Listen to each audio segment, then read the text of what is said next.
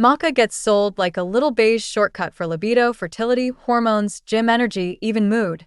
If a viewer asks, is this actually doing something, or is it just powdered tradition in a capsule? Where do we start? Start by treating maca as two things at once. It is a starchy Andean root eaten traditionally, and it is also a modern supplement sold in powders, gelatinized powders, extracts, and blends. Those are not identical exposures. A food history can make it interesting and somewhat familiar, but it does not prove that a concentrated product changes sexual function, sperm parameters, or athletic fatigue in a predictable way. Mechanistically, maca is not like taking a replacement hormone. It contains carbohydrates, fiber, minerals, and plant compounds often discussed as macamides and related metabolites. After digestion, you're looking at nutrient exposure plus phytochemicals interacting with signaling systems. That could plausibly affect perception of energy, stress response, or sexual desire. But plausibility is not the same as a measured clinical outcome. So, if someone feels more interested in sex while taking maca, that does not automatically mean their testosterone went up, right? What would you need to see before calling it a hormone booster? Exactly. The cleaner way to say it is, maca has small human signals around sexual desire and sexual dysfunction in some studies. But the mechanism is not clearly hormone boosting.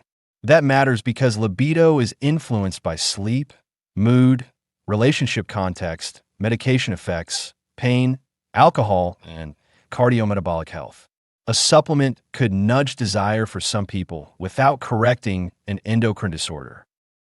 What about fertility? People hear sperm count and motility and mentally jump to this helps us conceive. Is that too big a leap? It is too big if it delays care. A semen analysis can improve while a couple still needs evaluation for ovulation, tubal factors, age-related ovarian reserve, endocrine disease, varicocele, or medication effects. Maca should not be used as a substitute for fertility workup, especially after a year of trying. After 6 months, if the female partner is over 35 or sooner with known risks. For energy and athletic performance, the newer data are a useful reality check. A 2025 double-blind crossover study in 10 well-trained male basketball players used 2 grams per day for 2 weeks.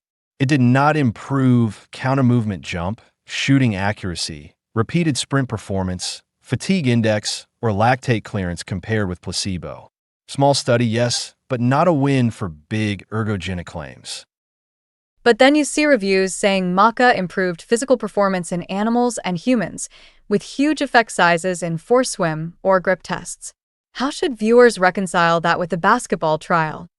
You reconcile it by asking 3 questions.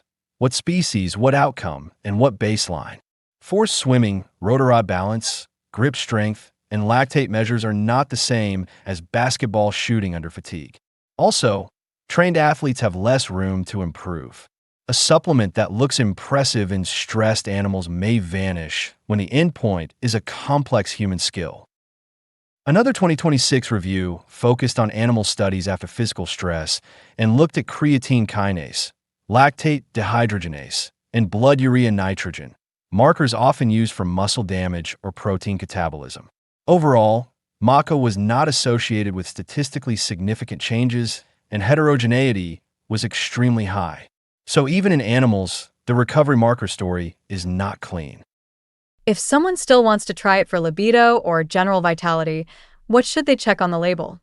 Maca powder sounds simple, but online products can be blends, extracts, or mystery strength capsules. Use a boring, measurable trial. Pick one reason: desire, perceived energy, or exercise recovery. Track it before starting. Then use a consistent product and dose for a defined window, often 4 to 8 weeks for symptom perception rather than 2 random days. Do not stack 3 new supplements at once. If the target outcome does not move, maca is not earning a permanent subscription. Who is the most reasonable candidate? Someone with a diagnosed hormone problem, an elite athlete chasing a measurable edge, or someone with mild low desire who has already looked at sleep, stress, and medication causes? Yes, and some people should slow down. pregnancy, breastfeeding, fertility treatment, hormone-sensitive cancers or conditions, significant thyroid or endocrine disease, upcoming surgery, and complicated medication lists are clinician check situations. The issue is not that Maca is known to be dangerous for everyone.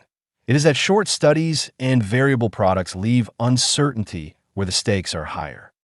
Also watch ordinary adverse effects, gastrointestinal upset, headaches, jitteriness if the product includes stimulants, rash or allergy, sleep disruption, or a mood change that tracks with starting it. Stop before you troubleshoot forever. And tell clinicians about it, because supplements can interact with medications or matter around procedures, even when the bottle looks food-like.